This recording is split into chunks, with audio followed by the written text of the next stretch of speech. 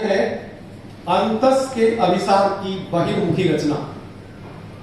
सारिका धूपड़ कृत अभिसार कविता संग्रह है। खुद के किरदार तथा संसार से अभिसार की परिणति प्रतीत होता है। 5 खंडों में विभक्त इन रचनाओं में सांसारिक छल छल, मानवीय रिश्तों का सूक्ष्म सत्य, जीवन में दर्द की अभिन्नता, सुख दुख की सांघिक उपस्थिति के मध्य दुनिया के बीच में अकेलेपन की विडंबना को छिपाने का अभिनय करता मनुष्य, दुख की थेरेपी के रूप में गीत संगीत की महत्ता, प्रकृति से सार्थक संवाद के साथ साथ मनुष्य की अंतः तथा बाह्य प्रकृति के परस्पर प्रभाव की अभिव्यक्ति, नारी चेतना व मानव मनोबल के उत्कर्ष हेतु परिवेश के उपमानों के माध्यम से कवयित्री ने गूढ़ विषयों को सहज अभिव्यक्ति दी है। सीता के माध्यम से राम पर यानी पुरुष मानसिकता पर प्रश्न उठाने व स्वजन परिजन गुरु सखी सहेलियों के रिश्तों की खट्टी मीठी यादों की कड़ी को बिंबों व प्रतीकों के माध्यम से जीवंत करते हुए कवित्री ने कर्म निष्ठा से गंभीर रिश्ते का संकल्प भी इस संग्रह में दिखाया है। जीवन दर्शन भाग में पिरोई हुई रचनाओं पर यदि हम दृष्टिपात करें तो पाएंगे कि कवित्री ने सांसारिक सामाजिक स्वभाव की उन ग्रंथियों से साक्षात्कार करके तथा उसे मनोवैज्ञानिक धरातल पर परख कर उसकी विश्वासघाती परतों को अपनी कविताओं में विभिन्न उपमाओं के माध्यम से खोद दिया है। उत्सव रंगों का कविता में इसका चित्रण कुछ इस तरह हुआ है। प्रेम धारा में बह जाने को, प्रेम धारा में बह जाने को मन मेरा भी अधीर हुआ है, पर क्या करूं, चेहरों पर से मुस्कुराते रंगीन मुखोटे उतरते देख एक बार तार तार हुआ है।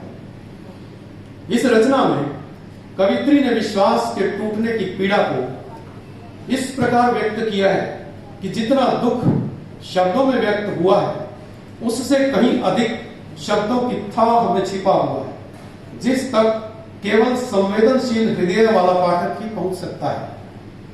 कविता और गीत का जन्म दर्द से होता है। इसे कवि सुमित्रानंद पंत ने बहुत सुंदर शब्दों में अभिव्यक्त किया है। ये बहुत ही प्रसिद्ध पंक्तियां उनकी सभी जानते हैं हम कि वियोगी होगा पहला कवि, आह से उपजा होगा गान, निकल कर नयनों से चुपचाप वही होगी कविता अनजान। ये पंत जी की पंक्तियां थी। कविता की इस सच्चाई से कवित्री भी इस संग्रह में पूर्णतः वाबस्ता दिखाई देती है। दर्द कविता में वे लिखती हैं, ये दर्द मेरा मुजरिम है, ये दर्द मेरा रहनुमा है मेरे सूनेपन को राहत भी, इसलिए इसके इर्द गिर्द रहूं, ये भी तन्हा छोड़ जाए कहीं। तो कवित्री को एक डर है, उन्होंने दर्द को ही अपना बना लिया। इन पंक्तियों से स्पष्ट होता है कि दर्द जिंदगी का हमसफर है। यहां दर्द कवित्री को नहीं छोड़ता और कवित्री दर्द को नहीं छोड़ना चाहती। इस संग्रह में जहां जहां ऐसा चित्रण हुआ है वहीं पर कविता पाठक को अनायास ही दर्शन की गहराई में ले उतरती है। इसी दर्द पर शायरों ने भी अपने आंसू शब्दों में उतारे हैं। इस कविता के भाव सामने के लिए 3 शेर देखिए। सदा अंबालवी का अंदाज बयां इस प्रकार है, वक्त हर जख्म का मरहम तो नहीं बन सकता, वक्त हर जख्म का मरहम तो नहीं बन सकता, दर्द कुछ होते हैं ताउम्र रुलाने वाले। फरहत अब्बास शाह ने लिखा है, कभी सहर तो कभी शाम ले गया मुझसे, कभी सहर तो कभी शाम ले गया मुझसे, तुम्हारा दर्द कई काम ले गया मुझसे। तालियां बजा सकते हैं आप। और तीसरा शेर है, जान निसार अख्तर ने लिखा है, अब ये भी नहीं ठीक कि हर दर्द मिटा दे, अब ये भी नहीं ठीक कि हर दर्द मिटा दे, उस दर्द कलेजे से लगाने के लिए।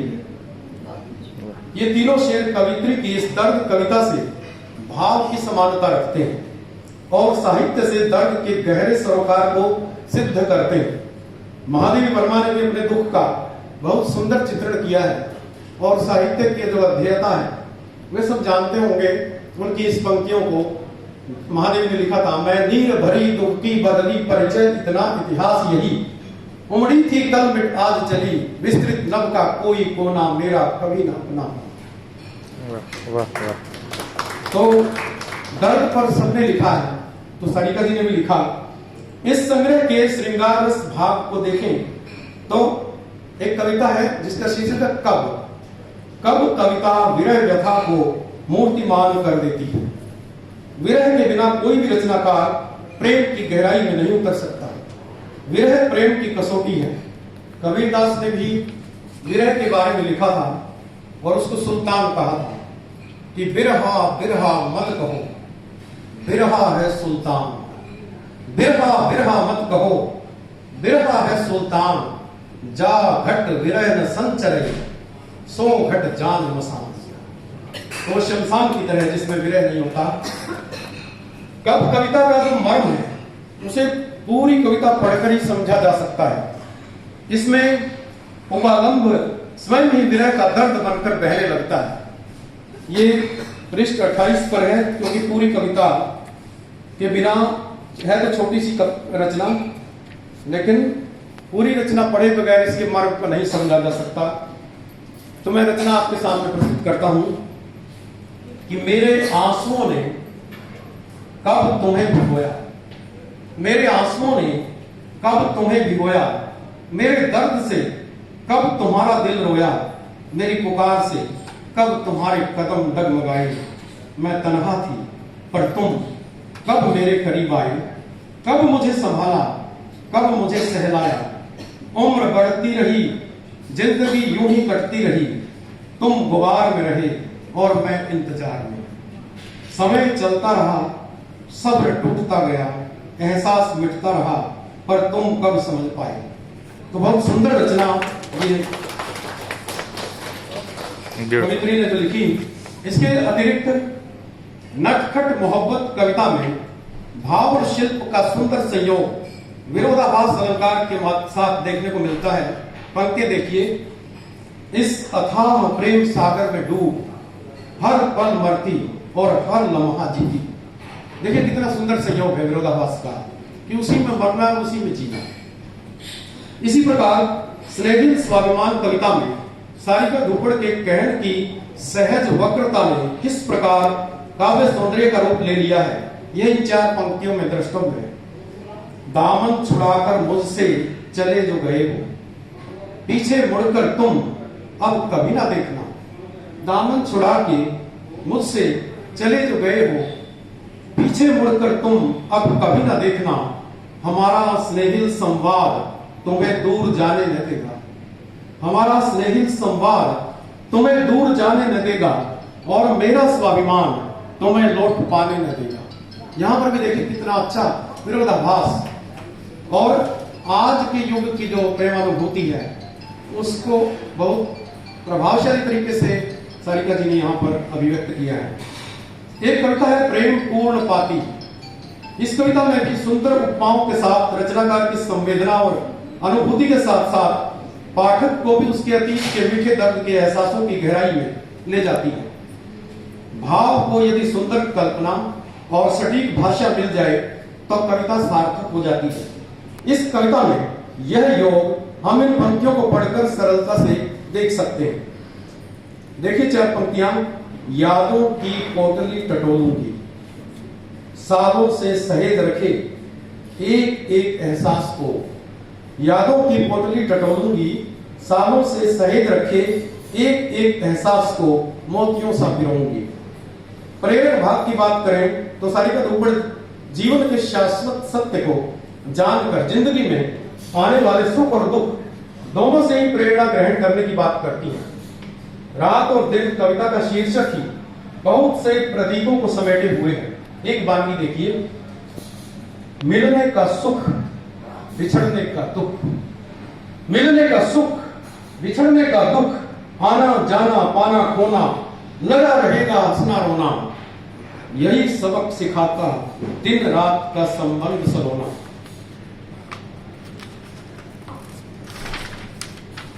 इस भाग की कविताओं की कुछ पंक्तियां तो न केवल बार बार स्वयं को पढ़वा देती हैं, बल्कि पाठक को कुछ समय ठहरकर सोचने पर मजबूर भी कर देती है।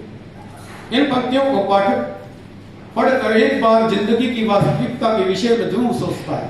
देखिए, जिंदगी मर्जी नहीं मुकद्दर है। जिंदगी मर्जी नहीं मुकद्दर है, ख्वाहिशे कतरा यह समंदर है।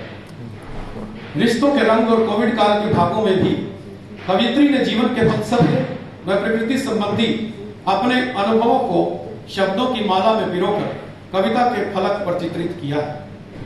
इसमें कोविड काल में परिवेश व मानव मन पर पड़ने वाले प्रभावों को अदृश्य भय तथा सामाजिक अलगाव की विवश व्यथा से संबद्ध करके शाब्दिक ताने बाने में अंकित किया गया है। प्रेम का अनुभूत तथा मनोवैज्ञानिक धरातल पर मन की प्रेम पूर्ण विभिन्न दशाओं का सुंदर नैसर्गिक व मार्मिक चित्रण इस संग्रह की बड़ी शक्ति के रूप में सामने आता है। यह काव्य कोश अंतस के अभिसार की बहिर्मुखी रचना है। मैं पुनः कवियत्री सारिका धूपड़ जी को इस कविता संग्रह के लिए बहुत बहुत बधाई देता हूँ और आगे अच्छे साहित्य की, इनकी कलम से अच्छा साहित्य आए उसकी उम्मीद करता हूँ। सबने बड़े गौर से सुना, ध्यान से सुना, सबका बहुत बहुत धन्यवाद।